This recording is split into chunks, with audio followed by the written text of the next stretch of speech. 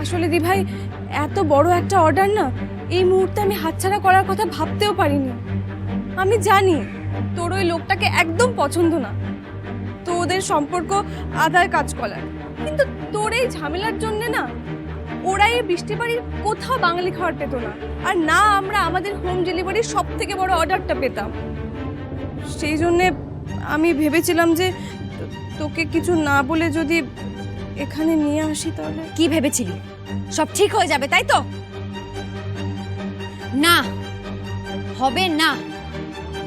আমি কিছুতেই ওই লোকটার বাড়িতে কাজ করতে পারবো না। দি ভাই, চলেই যখন এসেছিস তাহলে রাগ করে কি হবে বল? এতগুলো খাবার রান্না হয়ে গেছে, এখন যদি চলে যাই তাহলে অনেক লোকসান হবে। লাভ লোকসানের জ্ঞানটা আমার তোর থেকে কিছু কম নেই অনুষ্কা।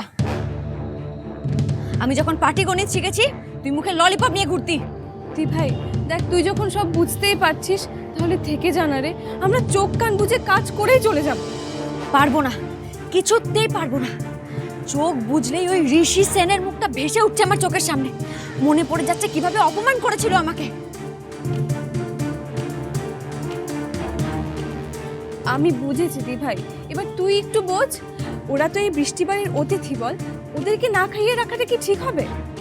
আচ্ছা দেখ, ঠিক আছে, যদি ঋষিবাবুর জন্মদিন হতো তাহলে আলাদা ব্যাপার ছিল, কিন্তু জন্মদিনটা তো ঋষিবাবুর দিদির।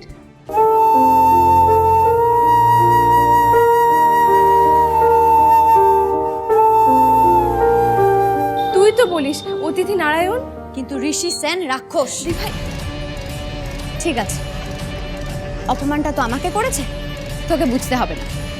তুই বরং এক কাজ কর, নিজের নারায়ণ সেবা করে ফের। আমি আসছি। পিহু,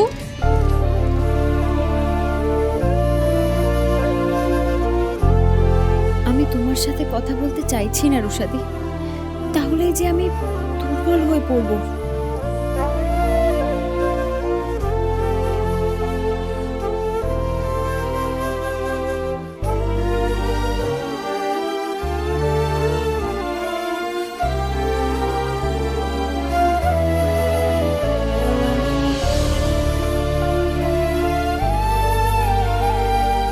আমাকে প্লিজ আটকেও না রুশাদি। আর কেউ জানুক না জানুক, তুমি তো জানো, বলো কিরকম অপমানিত হতে হয়েছে আমাকে আজ।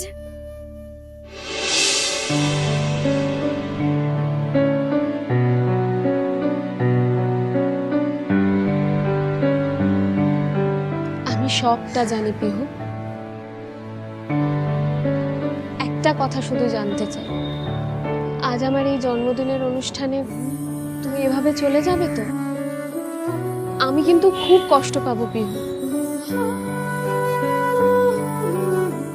পিহু, আজকে আমার এই জন্মদিনটা আমার সাথে কাটাবে প্লিজ?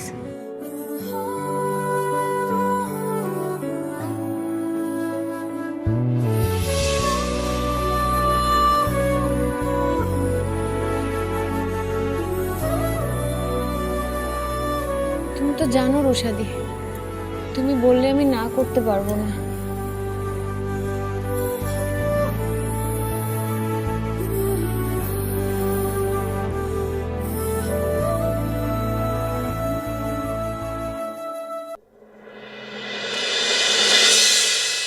আসবো?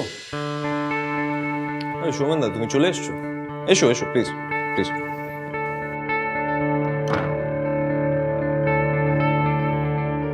তোমার কথা মতো ট্রাভেলসের বাসগুলো কলকাতার জন্য রওনা করিয়ে দিয়েছি, দুদিনের মধ্যেই পৌঁছে যাবে। That's fantastic, thank you so much. কি হলো, তুমি দাঁড়িয়ে আছো কেন? বসো। হ্যাঁ,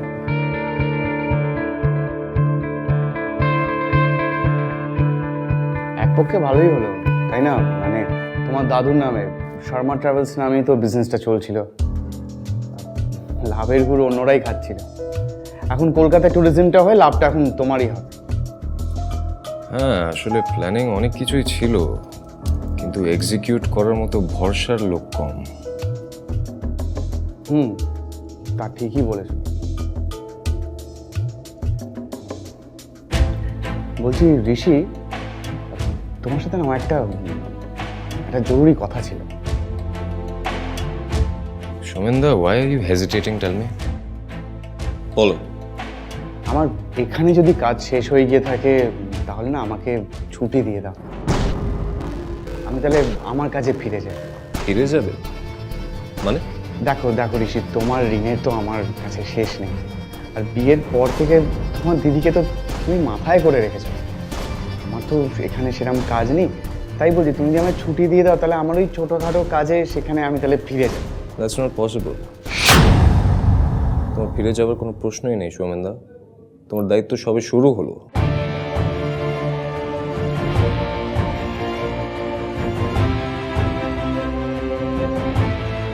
বলো শালাবাবু বলো, তোমার এই কথাগুলো শোনার জন্যই তো এতক্ষণ অপেক্ষা করে আছি। বলছি কিসের দায়িত্ব আমি আমি ঠিক বুঝলাম না। দেখো সৌমেনদা, তুমি খুব ভালো করে জানো আমি এখানে কতটা ব্যস্ত। আমার প্রচুর ক্লায়েন্টস আছে, প্রচুর মিটিংস আছে, প্রচুর বিজনেস ডিলস রয়েছে। এবার তার মাঝে এই কোহিনূর রাজবাড়িকে রিসর্টে কনভার্ট করার মতো একটা ট্যাক্সিং কাজে আমি কতটা ইনভলভ হতে পারি, আই রিয়েলি ডোন্ট নো।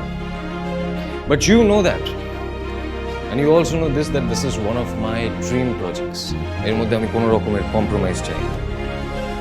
তাই কোহিনূর রাজবাড়িকে 7 স্টার রিসর্টে কনভার্ট করার পুরো দায়িত্ব আমি তোমাকে দিলাম।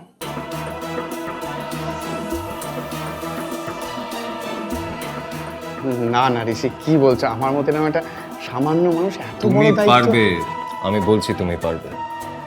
এই কাজটার জন্য একমাত্র যোগ্য তুমি। আমি অনেক ভেবেচিন্তে এই ডিসিশনটা নিয়েছি। অনুষ্কা আমার দিদি, দিদি আর ও হলো তোমার অনুষ্কা, বুঝে গেছি আমি আগেই। রুষাদি, অনুষ্কা আমার বোন। আর খুব বুদ্ধিমতীও। Thank you Anushka. Thank you কেন? কারণ তুমি আর ঋত্বিক যদি পিহুকে বুঝে এখানে না নিয়ে আসতে, তাহলে তো ওর সাথে আমার আর দেখাই হতো না। আমার সারা জীবনের মতো একটা আফসোস থেকে যেত। তাই ঠিকই বলেছো দিদি, ওনার আলাদাই বুদ্ধি। চোখে মুখে কেমন একটা মা সরস্বতীর মতো ভাব, দেখো।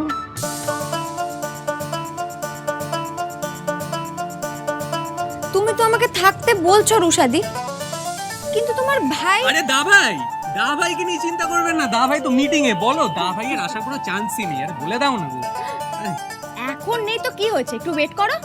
মানুষের গন্ধ পেয়ে হাইনারা ঠিক যেমন করে ছুটে আসে, আমার গন্ধ পেয়ে তোমার দা ভাইও ঠিক ছুটে চলে আসবে। আর শুধু আসবেই না, এসে ঝগড়া শুরু করে দেবে। আমার সাথে ঝগড়া করাটা তো ওনার নেশা, তাই না? এমন হাসিহীন ইমোশনলেস মানুষ আমি জীবনে দেখিনি। চিড়িয়াখানায় টিকিট কেটে দেখা উচিত ওনাকে। সাধে কি বলি, রক্তচোষা বাদুর। এক সেকেন্ড কি বললে? রক্তচোষা বাদুর? তুমি হাসছো রুষাদি, তুমি সত্যি করে বলো, তুমি দেখোনি কেমন অযথা আমার সাথে ঝগড়া করে? আমি সব দেখেছি।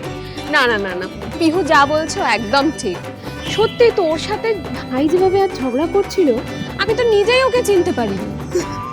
সেই জন্যই কিন্তু আমি আগে থেকে বলে রাখছি রুষাদি, এরপর যদি তোমার ভাই আমার সাথে ঝগড়া করতে আসে, আমি কিন্তু ওকে হাড়ে হাড়ে বুঝিয়ে দেবো আমিও কে। আমি কিন্তু ভুলে যাবো তোমার ভাই।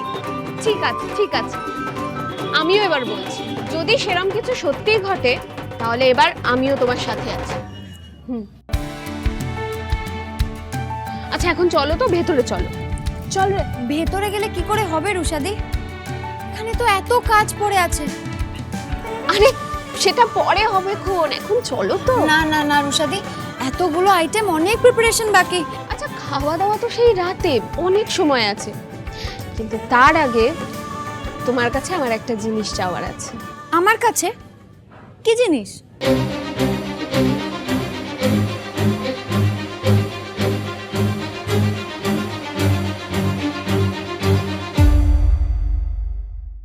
তুমি আমাদের সবার সামনে একটা শো করে দেখা। আচ্ছা বেশ।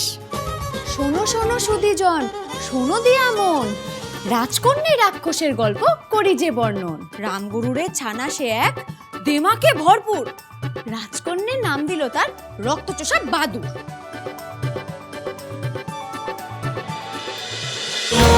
থাকবো